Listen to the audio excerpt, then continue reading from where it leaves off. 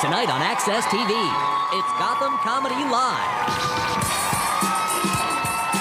Get ready to laugh with Rob Ryan, Kareth Foster, Mark Ellis, Dave Landau.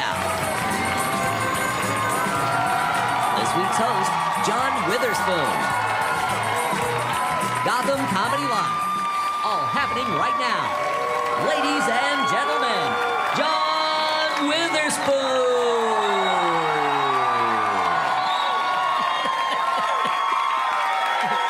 Welcome to Gotham Comedy Live. Nobody go in the bathroom. Please don't go in the bathroom. Don't nobody go in the bathroom for the next 35, 45 minutes. Don't nobody go in the bathroom. How y'all doing? Bang, bang, bang, bang, bang. Don't nobody go in the bathroom for the next 35 or 45 minutes. You open the window. Every time I come in the kitchen, you in the kitchen, in the damn refrigerator, eating up all the food, all the chitlins, all the collard greens, all the pig feet, all the hog maws. Yeah, boy. Put some hot sauce on my burrito, baby. You cannot come to New York City and not dress up. I wore my best shit tonight. Thank you, damn it. You got to know how to coordinate. Look at this shit I got on. The last time you saw somebody walking down the street, the 3-degree weather, looking like this. Look at this shit here. I'm like a fashion model. I'm a fucking fashion model. You got to know how to coordinate. My kids kept telling me, Dad, you got to stop going to the Goodwill, buying your clothes. Got to start going to Ralph Lauren, Polo. Went to Ralph Lauren, bought some socks.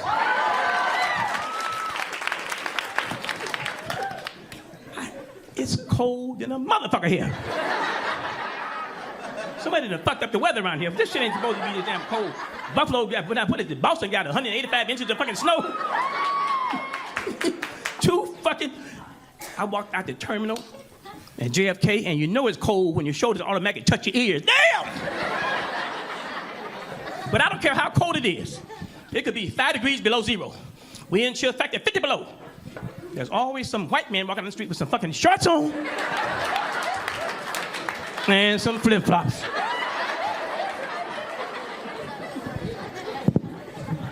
I'm driving from JFK, drove past Costco's. Why do we go to Costco's and the Sam's Club? I think they hypnotize your ass when you go to Costco. Who the fuck made a box of Frosted Flakes that fucking big? And they got the biggest baskets to push around. Y'all see them big fucking baskets? And Costco's always got some little lady in the aisleway blocking your way, trying to give you something free on a cracker. Ma'am, I gotta get through here. Would you get the fuck out of my way? Please, eat this. I gotta eat. Ma'am, I don't want that shit. I'm in a hurry. Fuck out of my way. I gotta keep my job. Eat this. But what is it? Booty giddy goo on a cracker. Get your booty giddy goo out my fucking way. There's always 30 people deep in line at Costco. 30 fucking people deep. I knew I had trouble when I went to Costco the last time. I had in my basket an 8-gallon jar of dill pickles. I ain't had a fucking dill pickle in 40 years. But I'm hypnotized. And I had a pack of 150 weenies and a walkie-talkie. And I said the same thing people always say when they get their tab at the cash register. $300? What the fuck did I buy? And when you get to the door, they think you stole something. They won't see your tab. Give me that fucking tab. Get the fuck out of here. I told his ass, let me tell you something, I told his ass. I said, look, you think for $300, you give me a bag to put my shit in, a fucking bag. Instead of an old ass box full of dry chicken blood. And you can tell when people shop at Costco, you can tell. You go to somebody's house, say, man, you got any mustard? Mustard.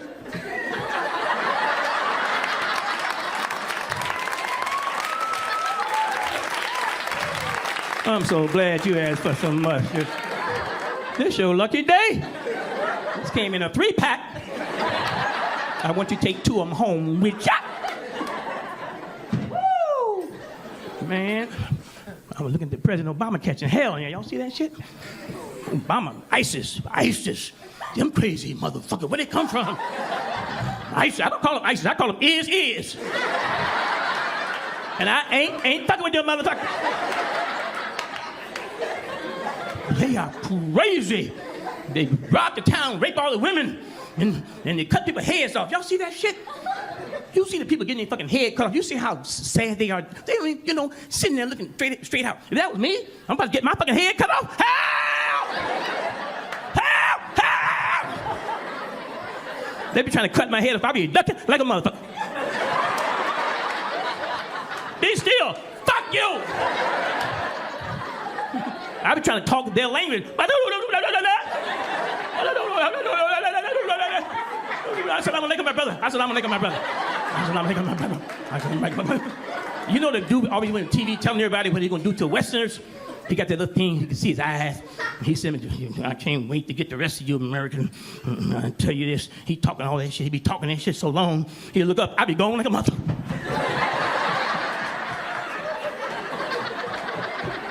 The next picture you see, me running across the desert, sand everywhere, and they chasing me. Go down. Fuck you! I'm trying to get my sister to come to the show. My sister, boy, she lived in Brooklyn, I think. Yeah, Brooklyn. And she's so saved. She said, the church is having a revival, and she got to serve chicken. I hope she get to heaven. She's so saved. I've never seen anyone like this in my life. So saved.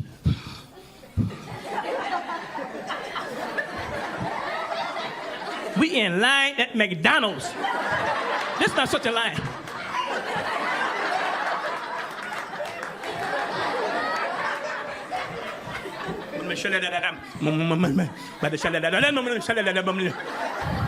And the kid behind the counter, he's ma'am, hello? Can I take your order? He told me to get a double cheese.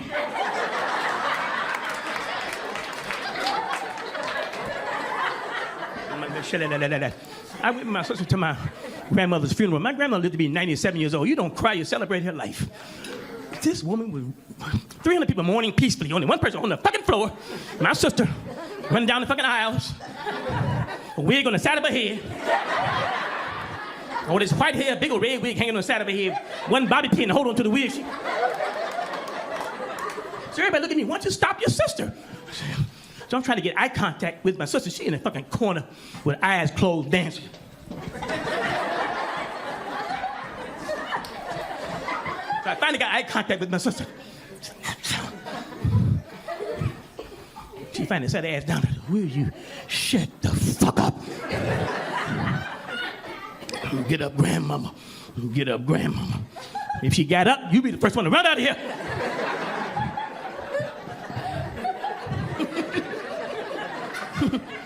It's cold. Let me repeat this shit. Then a motherfucker here. I don't know what the fuck happened. Police show ain't got no 150 inches of snow. And they got them Boston Celtics, they can't even celebrate that shit. The New England Patriots can't celebrate shit. It's cold in the motherfucker. Thank you. All right. Thank you very much, everybody. Yeah.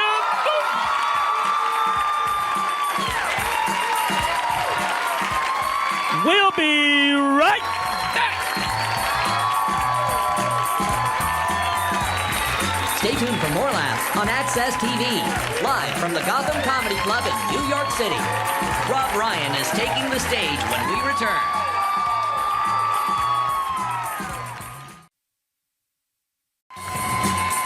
Welcome back to the Access TV presentation of Gotham Comedy Live.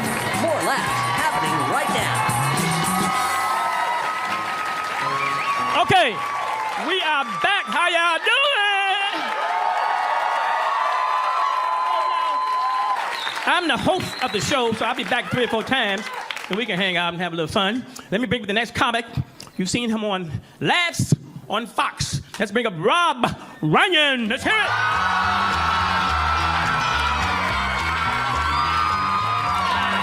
Oh, thank you. Thank you. Thank you. Thank you. Thank you. God. Too much. Thank you. Oh my goodness. Thank you so much. Amazing. My name is Rob Ryan. I'm so glad to be here. We have New Yorkers in the house tonight. Where are the New Yorkers at? Quite a few. Quite a few. Okay. I am a New Yorker myself. I live way uptown in Washington Heights. It's right across the river from the South Bronx. And if you guys ever get the chance, never go to the South Bronx. It's a very, very real place. This is true. I had a show there just a couple weeks ago, and I wasn't sure where the show was exactly, so I was on my computer. I was on Google Maps, and I zoomed down all the way down to the street view. After the street view, yeah, I got mugged. I got mugged on Google Street View. That was my own fault. I should not have been out that late. I don't know what I was thinking. I just kept trying to refresh the screen, but I wasn't fast enough, so.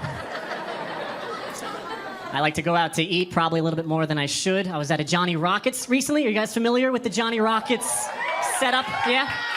If you don't know, it's kind of weird. It's like a 1950s American-themed burger joint. They have like the red leather couches and the jukebox and all that. And I was in there the other day with a friend of mine having a sandwich, and a black couple came in, and I was like, oh, are you gonna kick them out? I don't know what the policy on that one is. Now, they didn't kick him out, so not that authentic, I guess, if we're going for the theme. Okay, now if you didn't laugh at that joke, you actually make me think you're more racist, and here's why. Because now you're making me think that you're thinking, like, what? That sounds like a legitimate business practice. I don't understand. Is there a joke there, honey? I missed it. I missed the joke. I don't even... So shame on you. White people are very uncomfortable about even being considered racist, especially towards black people. They'll just pretend that they are colorblind. I don't know if you ever come across this. It's like, oh my God, was he black? Oh, I don't even know. No, because you see, I don't see color, so I have no idea. Like, what do white people say when they don't want to seem racist towards Asian people? They're just like, oh, I don't see eyes, so I don't know. I just see two holes in your face. I have no clue. I don't know. Yeah.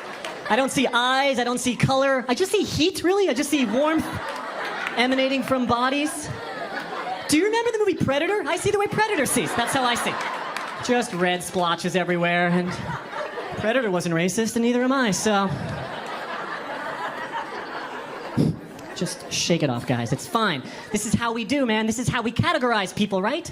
Doesn't mean that there's hate in our hearts. This happened to me the other day. I'm sure it's happened to everybody. I was just trying to describe someone, a friend of mine, to someone, and they couldn't quite recall who I was talking about. And so I just kind of rattled off 3 words about the guy, real quick. I wasn't even thinking. I was like, you know, Lenny, he's the short, bald, fat guy, right?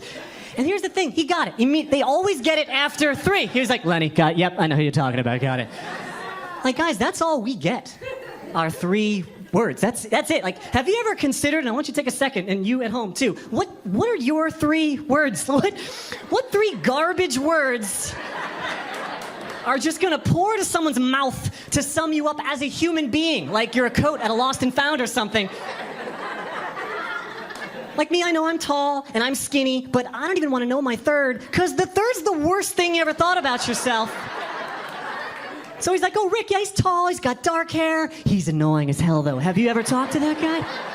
He's the worst. He's friends with Cindy. Do you know Cindy? She's short, she's got blonde hair. She's a slut, she's kind of a slutty. Like, if I had to do you, sir, I'd be like, oh, yeah, he's got that beard, decent build. Always looks like he's gonna murder you, though. Isn't that weird? So he's got that homicidal look in his eye. What is that? Because that's all we get. We get 3 words, 3 memes, 3 descriptions, 3 things to impress upon people. And if you're black, you really only get 2. Because we all know black is topping that list. Same goes if you're Asian or if you're gay or you're a midget. In fact, if you're an Asian gay midget, you're done. That's it. That is who you are forever. No one's ever gonna be like, oh yeah, Tommy's the Asian gay midget. Jeez, what else? He also likes archery. That was the other thing. I love the diversity, man. That's why I love living in New York. Large gay population in New York, too, especially in Chelsea here. I was down in the subway just the other day, and I heard this delightfully homophobic comment from this woman. Apparently, her husband's brother got hit on by a gay guy, and this just blew her mind. She was hysterical. She was like, oh my God. And like, you know Robert. Robert is super, super straight. And there's another term for super, super straight. It's gay. Can we all agree on that one? Nobody needs two supers before the word straight. To me, the sexuality spectrum is kind of like a game of Pac-Man. If you go too far to one side, you pop back up on the other side. And here's the thing too, guys. Gay people, they are the wrong people to be bigoted against because they have what I like to call a very high karma factor. And by that, I mean if you truly have hate in your hearts towards homosexuals, chances are you're probably gonna have a gay kid. I feel like that's just how the universe works. That's how God even decides. He's like, this is gonna be hilarious. And that's what he does. Thank you.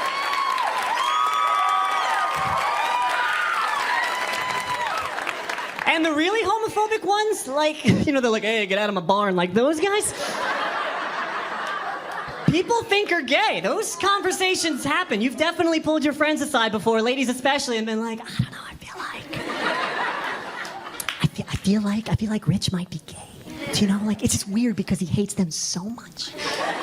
It's almost like he's repressing like an inner gay thing. Does that make any sense? And that happens with no other group. No one's ever like, I think he might be Mexican. I don't know. We don't know. It's just that he hates them so much. It's weird. It's like he's repressing an inner Mexican. He's always talking about that wall and how big it should be. And we don't see him on the weekends, so we don't know what he's up to. We don't know what he does. I'm not sure. People get things wrong all the time. I was having an argument with a friend of mine the other day, and she was going on this tirade about men and about how men rule the world and about how men run everything, and she was going on and on. She was like, yeah, well, go ahead, look around you, right? Everything you see is phallic-shaped, isn't it? Yeah, go ahead, look at our bombs and our rockets and our missiles, all phallic-shaped, clearly man inventions. Now, guys, I'm no rocket scientist, but I have the feeling that even if the roles were reversed and women ran everything, I just don't feel like a vagina-shaped rocket would do the trick. I feel like there'd be a lot of wind resistance. I don't know. Because you got to think like an engineer, right? And simplicity is key. And you have to admit, the phallic shape, very simple design. Like, God did not try very hard when he made men. He definitely took some more time with you women. You are creme brulee. We are ramen noodle. I get that. And to be perfectly honest with you, ladies, before you clap, you got a lot of crap going on down there that, frankly, I just don't want in our rockets, okay? Think of every man missile ever invented. It's always 3, 2, 1, blast off. That's it. No vagina missile's gonna take off like that. It's gotta be in the right mood. And, it's not gonna count down from 3, it's gonna count down from like 1,000. When it finally does get down to 3, 2, 1, it won't be the push of a button or the turn of a key. There's gonna be cranks and levers and pressure release valves, all intricately timed. And if you screw up one, you gotta start all over again. Meanwhile, there's one poor sorry son of a bitch trying to man the entire thing. The commander's on the phone, he's like, how come the missile didn't launch, soldiers? Like, I don't know, sir, I don't think we talked to it enough. There weren't enough candles. I think it's still mad about last week, to be honest with you. You guys have been great, man. My name is Rob Ryan, thank you.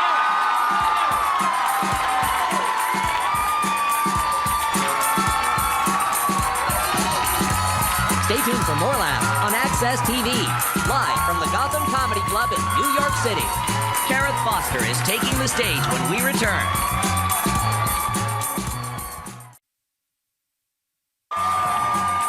Welcome back to the Access TV presentation of Gotham Comedy Live. More laughs happening right now. All right, hey, come on, keep it going. How you doing? Boy, we are having fun. So I'm still introducing people. Y'all having a good time? All right. I bring him this young lady. She said her name is like a carrot with a lisp. Carrot with a lisp. And she was on IMAX in the morning. And also, it's Carrot, am I saying it right there? Carrot Walker. Is that right?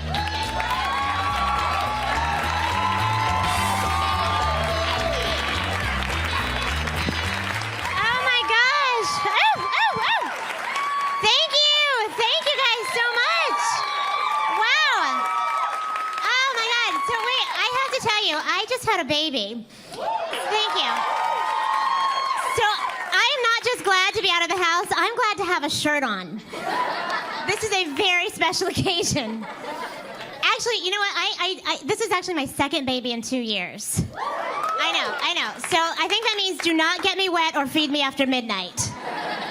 But my friends are like, why would you do that? Why would you have kids back to back like that? I'm like, look, I don't know if you realize this, but I'm like 84. Okay? And if I didn't make it happen quickly, there was a very good chance my kids could come out looking like a Picasso painting. I love that you laughed at that. Thank you so much. Oh my God. Seriously, because if anybody cried, I swear to God, I could breastfeed the back row from here. You think I'm kidding? And I know it's New York, so some of y'all might pay for that, but this is a family show. Oh my God. No, by the way, I am black. Black don't crack. That's why I look this good at this age. No, I have to acknowledge that, because, you know, people are like, yeah, that ass is black, but that voice, no. Not so much. I used to be able to describe myself in one word. I could tell you people I was a Huxtable, right? And people got it. Like a year ago, people were like, oh, yeah, sure. She comes from an affluent African-American family. Her parents are professionals. Now I say that, and people think my dad roofied my Girl Scout troop. I know. It's awful. Awful. You know what else is awful? Y'all, before I had kids, a good day for me was if my bra and panties matched. Now a good day is if when I laugh, sneeze, or cough too hard, I don't pee myself a little bit. Yeah. Nobody told me. I'm kind of mad at my parent friends for, like, not warning me what was going to happen. Like, I did not know that pregnancy makes women crazy and men stupid. Nobody told me that. I found out at my first ultrasound. That's when, you know, they give you the picture now of your baby, right? You can take it home, put it on your refrigerator, freak out your neighbors, right? Because it looks like you got a baby in a pickle jar.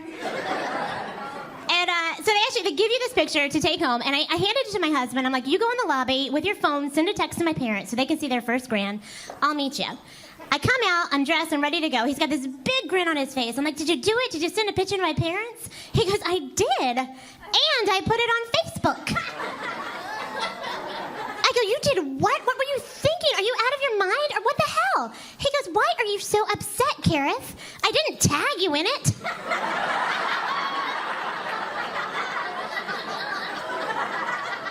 Who else's fetus would you be having on your Facebook page, you jackass? So it really should be no surprise when I truly got the worst birthday present ever from him when I was pregnant. I hear him on the phone, and I hear him going, yeah? Oh, she can't? Oh, yeah, she's like 6 months. So I realized, like, he was being a cheap bastard. He got me a Groupon, which was fine. At least he got me a present, right? But I'm thinking, you know, maybe he got me something cool, like skydiving, like something I obviously cannot do pregnant. He hangs up. I'm like, what was it? Because he looks so disappointed. He goes, well, I got you a colonic. I said, a what? He goes, I go, no, I heard you. What, why? What were you thinking? Like, jewelry didn't cross your mind? And he looks me dead in the face. He goes, well, you said you were having trouble going. And if you think about it, a colonic is really like a day spa for your ass. Now, as true as that might be, that is truly the most shitty present you could ever give someone.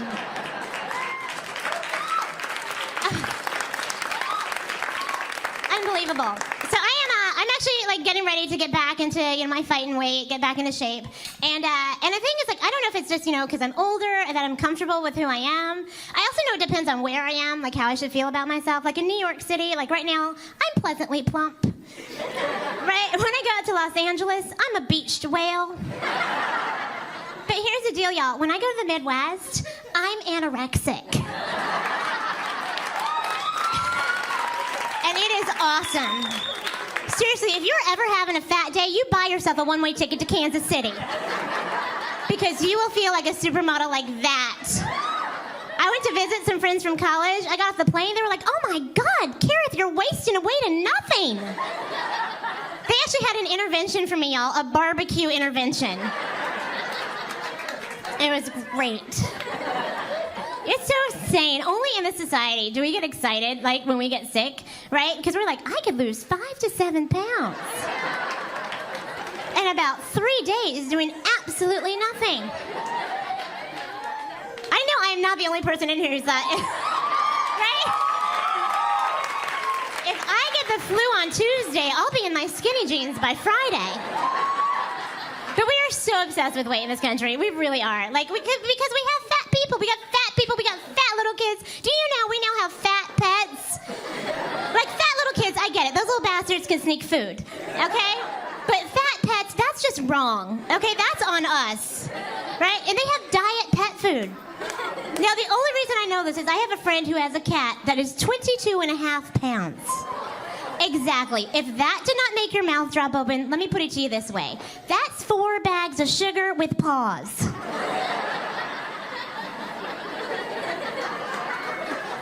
Now, the only reason we not weigh this much is because he had to take it to the vet because it was limping, right? Now, I am not a rocket scientist, but I did suggest that maybe it was limping because it was being crushed under its own weight. Turns out I was wrong. Somebody had actually shot it. I know, like really awful, horrible. It was like devastating. My friend was upset. Of course he was, as any of us would be. He was like, how could somebody do that? How could someone shoot my cat? I was like, sweetheart, at 22.5 pounds, somebody probably thought it was a fucking wildebeest. See, parenting is making more sensitive, right? I'm trying to be a good parent. I started reading books. I actually came across this book called Toddlers Are Assholes. 2.5 years ago, I would have thought that was the most horrible woman on the face of the planet who wrote that. Now I'm like, this bitch knows what she's talking about. Teach me, sensei.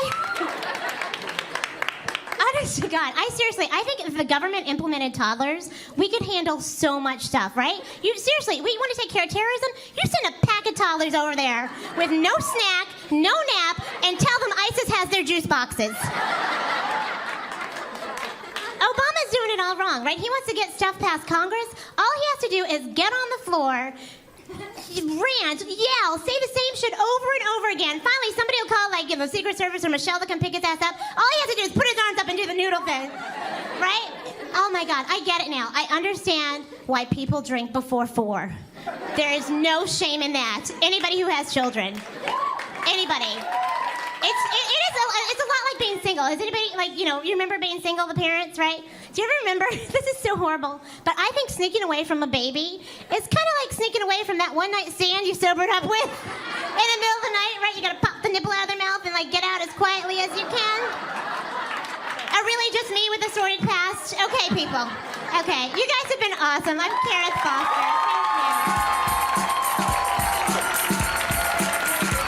Thank you. Stay tuned for more laughs on Access TV, live from the Gotham Comedy Club in New York City. Mark Ellis is taking the stage when we return.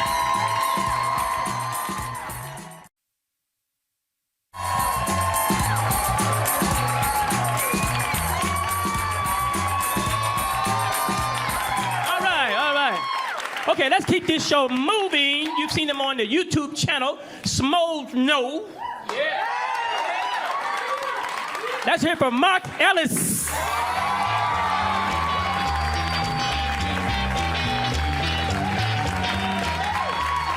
New York City, let me hear you out there. Go crazy one time. This is such a great town. This is a good drinking town, which is why I love New York. Because I live in LA now. LA is like the most worst drinking town you could possibly ask for. Because LA, it's way too spread out. You gotta drive everywhere. Like, if you hustle in LA, you can get 2-3 DUIs in a single night. If you really try, you win double points if it's the same cop pulling you over multiple times. And they're trying to curb it out there now. Like, they have all these ways to get home safe. You can still take a taxi. You can take an Uber. If you're 20, you need to score Molly. Lyft is the right one for you. Or they have a new service they just introduced in Southern California, and it's called Sober Scooter. Get ready to get creeped out. Listen to this. So let's say you're out drinking, right? You don't want to drive your car home, so you call Sober Scooter. That means somewhere else in town, there's a gaggle of dudes. And they all have a scooter. One of them gets the call, hops on his scooter, and rides his trusty steed out to the bar where you are. You give him your car keys. You guys walk out to your car. He puts you in the passenger side. Pops the trunk, puts his scooter in your trunk. gets in the driver's side and drives your drunk ass back to your own house in your own vehicle. And if you think that's a good idea, you've never been stabbed, because that's the creepiest thing I've ever heard. It's like, if you tip him, does he come in and read you a bedtime story? No thanks. I don't need that weirdo knowing where I live. You know what he does afterwards? He goes home to grandma's basement to put on the skin of whatever client he had last week. It's not a good business model. It's like, that's an adult that rides a scooter. Which means, by definition, he sucks at driving a car. You think I'm gonna let Vespa Gary upgrade to my Ford Fusion? Hell no! That's right, ladies, I said Ford Fusion, so get wet and take a number. It's gonna be a long night. I was excited when I got it. I bought the Ford, and it was last year, and I've never bought myself a new car, so I'm pumped. I get to the dealership. The very first thing the guy shows me in the car is he walks me out to it, and he pops the trunk. And he's like, hey, dude, check this out. Inside the trunk, there's a handle you can pull in case you get locked in your trunk. And I'm like, bro, that's gonna ruin my dating life. Are you serious right now? They can just free themselves anytime they think the evening's over? I don't think so, sweetie. I paid for that box of wine. Can you get back in there, please? Just move my scooter out of the way. There's plenty of room in there. That's how I met my girlfriend. I'm excited. I have a girlfriend now. She's funny, she's beautiful, she's nonfiction, which is awesome. And I had to make a move, because I'm getting to that point in my life when you look around and all your friends are starting to meet people and they get married, they have kids. Then you always have that one idiot friend that never got it together. This is what it looks like, right here. Michael Bublé after a bender. This is what it looks like.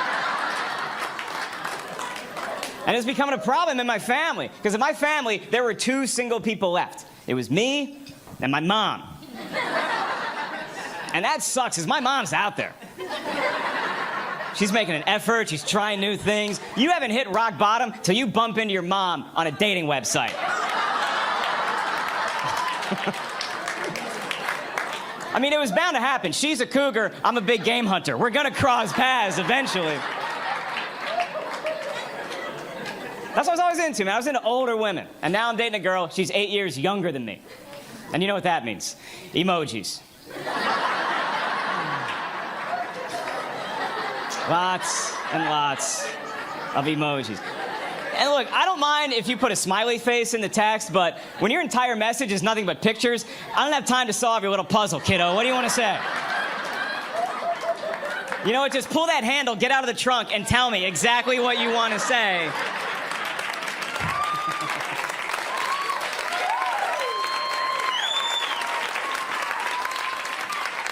Now, older women, they know how to text. When older women send a text message, it's short, concise, to the point. It's like, come over, bring alcohol, get tested. They're serious about that. And what do you hear about older women, boys? What do you hear? You hear they're great in bed, right? And that's awesome. What worries me is, how did they get that good? Because you start thinking about it. You're like, wait. Nobody just wakes up the star of Cirque du Soleil. That takes years and years. It's intimidating. You hook up with a cougar, you go back to her place. And it feels like you're walking into old Yankee Stadium for the very first time. Because you're just thinking about all the greats that have played here before you. She's got jerseys retired in her living room. Sign above her bedroom door, it says, play like a champion today, and you gotta slap it. That's how I was gonna do it. I was gonna meet an older woman, we'd fall in love, spend the rest of our life, the rest of her life together. That's how you do it. Because with an older woman, you never have to have the kids conversation. Are we gonna have kids? Are we not gonna have kids? If they wanted to have kids, they already took care of that. That kid's a teenager, and I'll punch a teenager. If you're old enough to skateboard, you're old enough to get knocked off it, okay?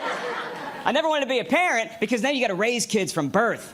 And you can't discipline kids the way you used to be able to. You can't. Like, if you try to spank kids today, they're gonna tell on you. They're gonna find an adult they trust, a teacher, a news crew. They're gonna rat you out. When I was a kid, if you were the tattletale, that's why you got spanked in the first place. And I think my parents did it right, because when we were kids and we acted up, we got spanked. We got spanked. That's all that ever happened until the road trip. Remember the road trip with your family?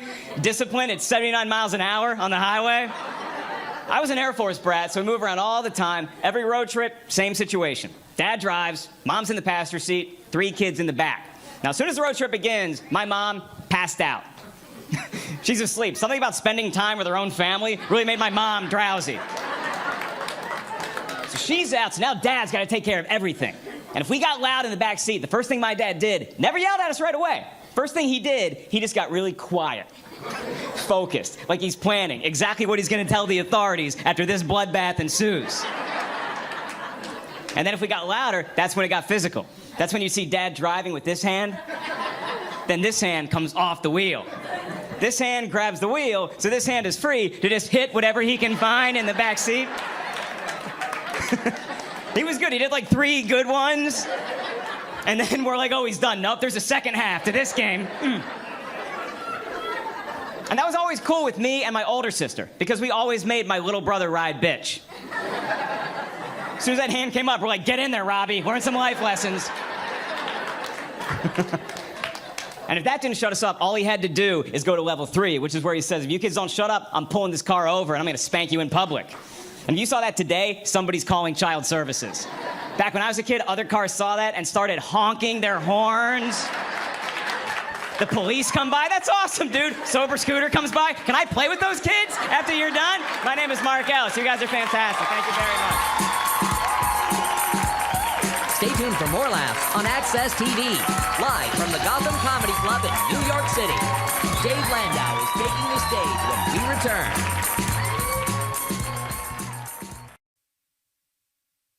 Welcome back to the Access TV presentation of Gotham Comedy Live. More laughs right now. Okay, we got to keep moving real quick. From Detroit, second time on this show, David Landau. That's it for David.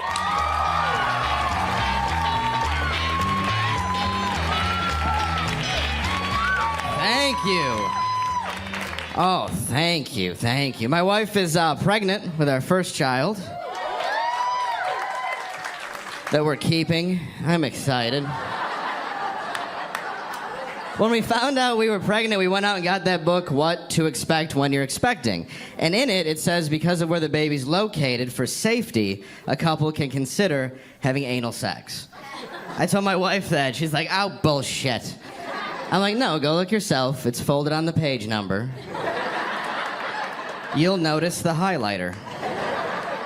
She comes back a few minutes later. She's like, you're right. It really does say that. I'm like, yeah. She's like, well, I guess if it's safer for the baby, I'll buy a strap-on.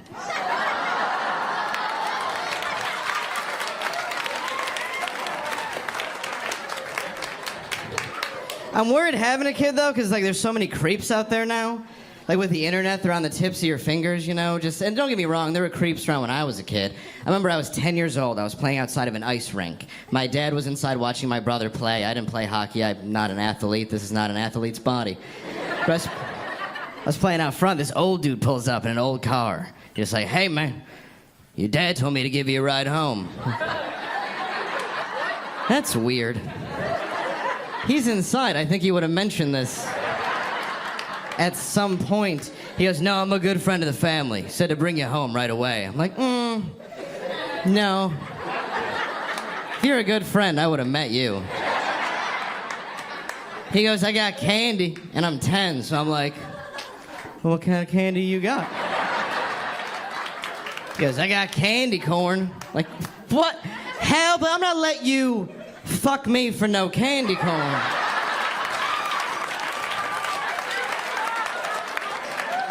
If you like it, you should have put a ring pop on it. You know what I'm saying?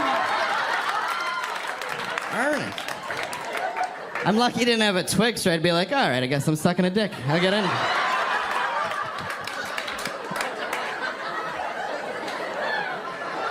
I feel bad for kids in like the 1800s when candy was awful. Like, hey kid, you want some peanut brittle? I guess. All right, get in the carriage. We're having a boy, which is exciting, which, yeah, it's pretty cool. I just know that eventually boys hit puberty, though, and teenage boys are disgusting. I know that because I was one. And I'm really glad in the 90s when I was a teenager that I could not get porn on my phone. I would have never left my room. My parents would have come in, it would just look like the last scene in Ghostbusters.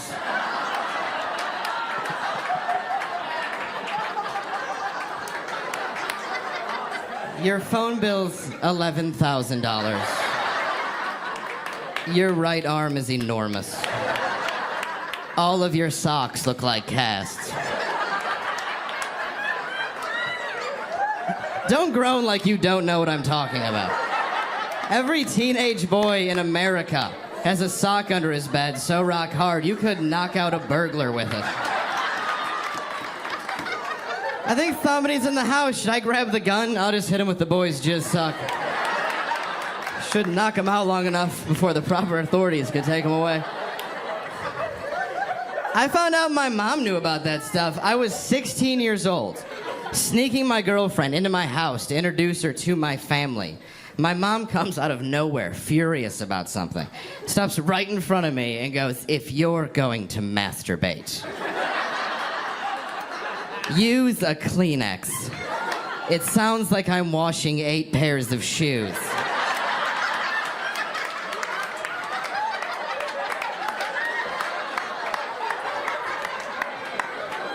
Hey, Mom, this is Sarah. I don't know if you two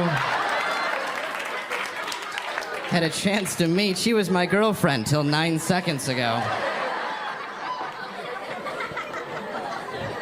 I think we're just having one kid. I think that's what we're gonna do. Because I think when you start having more kids, you start picking favorites. And you all had a favorite parent when you were growing up, too. We were like, "You go with my dad, I'm gonna sleep over. I'll let my mom see you. She's kind of a bitch." My dad liked my brother more than me because he was good at sports. My dad was our Little League coach. I sucked so bad at baseball, he used to make me wear a jersey with another kid's last name on it. I remember when he gave it to me, I was like, who's queer? I'd be out in right field. "What are you wearing, Dave?" "I don't know." Dad said I'd catch more balls this way.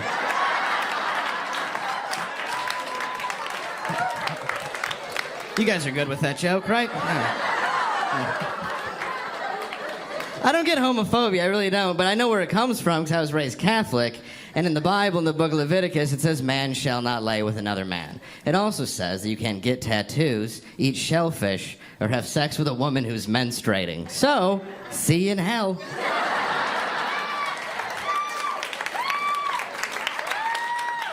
Hell's gonna be a pretty unbalanced place. What did you do to get here? "I exterminated 6 million Jews. What did you do?"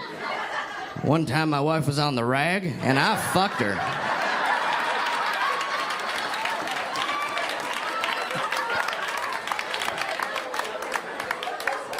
That's why I think hell should be more like a prison sentence. You go there for a little while, you know what I mean? If you have sex with a woman on her period, eventually God's gotta be like, "All right, you've been in hell long enough for earning your Red Wings. Come on up to heaven and get your white ones." It's a much better joke than you guys just gave it credit. No offense, ladies. Oh, you are not the nicest on your periods. Your periods is the reason that ice fishing got invented. Just some dude hundreds of years ago getting screamed at. "I'm gonna go fishing, all right? It's 0 degrees outside." Then I will just cut a goddamn hole in the ice. See you in 5, crazy. Holy shit. "What if you fall in?" "Well, it's the only way I'm gonna get fucked tonight, isn't it?" My wife will let me near the treasure during that time of the month. And I think it's because the first time I saw a string hanging out of it, I said, "Oh, good, you caught the mouse."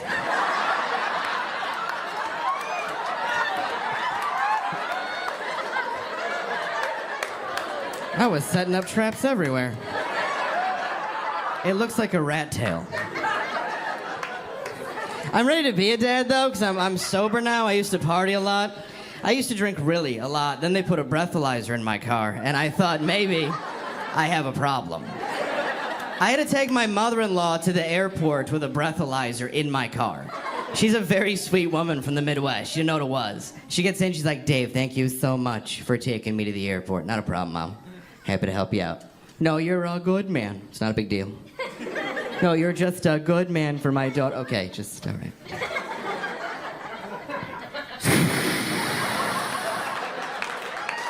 What does that do? It starts the car. My car uses keys. This is new. What if it doesn't start when you blow into it? Then you're gonna have to blow into it. You want to get to the airport, don't you, Mom? Thank you guys very, very much. Thank you.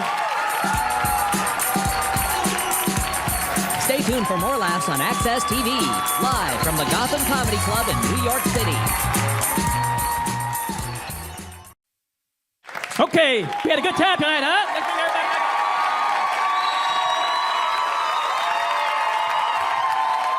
Rob! I can't see that. Yeah, we had a good time. And from Detroit, Miss Foster, Mark Ellis, everybody. Bye-bye. God bless you all.